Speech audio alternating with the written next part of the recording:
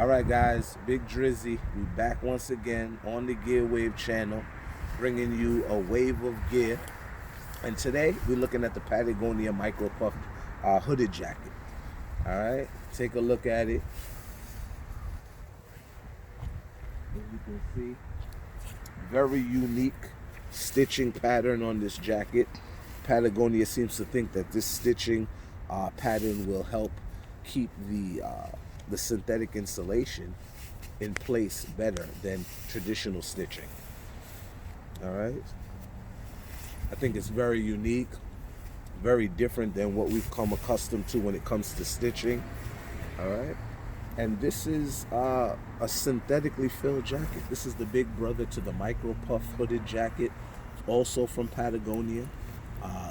The smaller version, the Micro Puff, is filled with 65 grams of Patagonia's proprietary Plumafill insulation.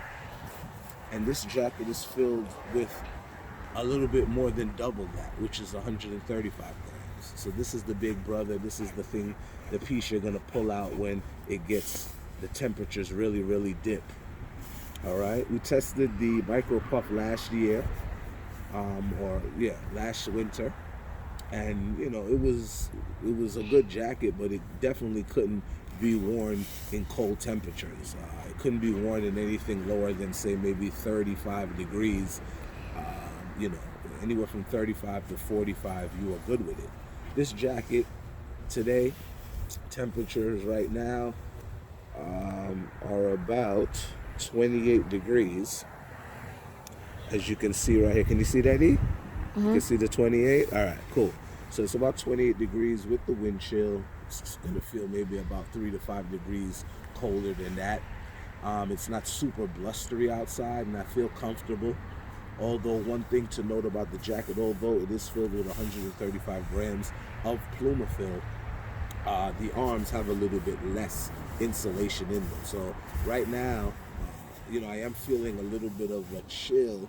Nothing really, you know, that would have me running to go get another jacket in these conditions, but you can feel the difference between the body and the arms in terms of the insulation. All right, so here we have Plumafill, which is their proprietary synthetic insulation in here. This is something that Patagonia has developed all on their own, and it looks and feels just like down, has all the characteristics of down, with none of the downside. Doesn't clump up or get wet, lose its loft when it gets wet.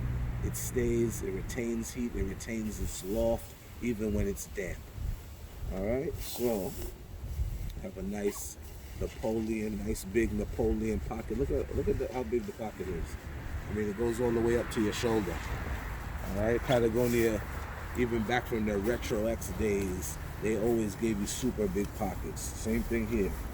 Two nice big pockets. Zippers are very fluid.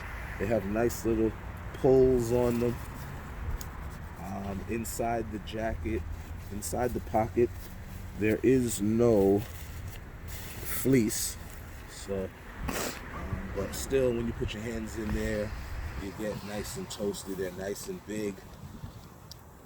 The jacket also comes with a little Patagonia branded stuff sack, so you can ball this up and put it in your pack, put it in your bag, your luggage.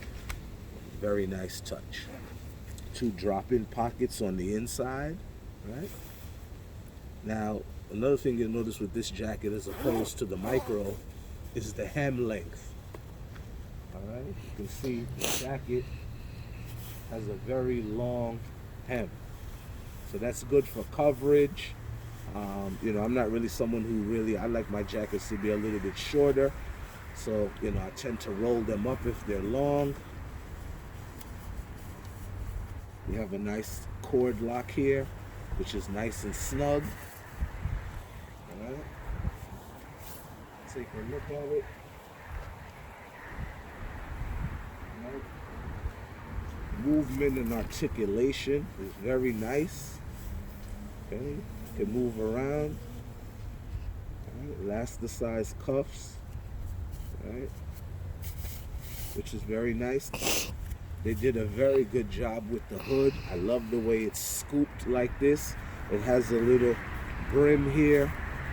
You also have a little, a little like gasket here on the inside of the hood that really keeps the heat and everything trapped inside. One-way adjustable on the hood. So you just have an adjustment here with an embedded cord lock in the back. Makes it nice and tight. And as you can see, it's all around my face, letting no air in. All right. So overall impressions, I'm liking the jacket. I wish they would have used the same amount of fill in the body as the arms, because that's my only concern. At $399, you would think you don't want your arms to be cold. But if you're out and about, you're exerting yourself, and you really just want to keep your core warm. Sometimes when you're running around, you're climbing, you're hiking, whatever it is that you're doing, in your activities, a lot of times you want the arms to be have a little bit less insulation in them. You really just want to keep, your core warm. Another area of concern for me is the fabric. Like the micro puff, we're using 10 denier nylon here. It's very, very thin. It's very delicate. I mean, it's strong, but our concerns over the long haul will, be how good will this hold up. Like the micro puff, we were seeing a little bit of the plumafil start to pop through the nylon, and it's a very delicate fabric. So you have to ask yourself, do you want to have to deal with something like this ripping or tearing prematurely? Not that I'm saying that it will, but there's a chance that it will. So that's something also to keep in mind. All right, guys. Once again, this is the Patagonia Macro Puff hooded jacket from Patagonia. Very nice jacket. All right, I just want to give you a look. If you guys have the micro puff and the macro puff, let me know if anybody has both of those jackets, because like I said, one of the reviews that I read said that the Pertex fabric had a little bit better wind resistance than this regular nylon here. All right, this jacket uses regular nylon on the outside. The micro puff uses the Pertex Quantum nylon. So let me know if you see any difference or feel any difference in wind resistance between the two nylons. All right, guys. So let me know. Holla at me on the channel, subscribe, follow me, like, please. I'm going to have a treat for you next week. I got another Helly Hansen piece coming in, a very unique down piece from Helly Hansen. So I'm going to try to get that to you guys this week. Stay tuned. Gear Wave. Peace.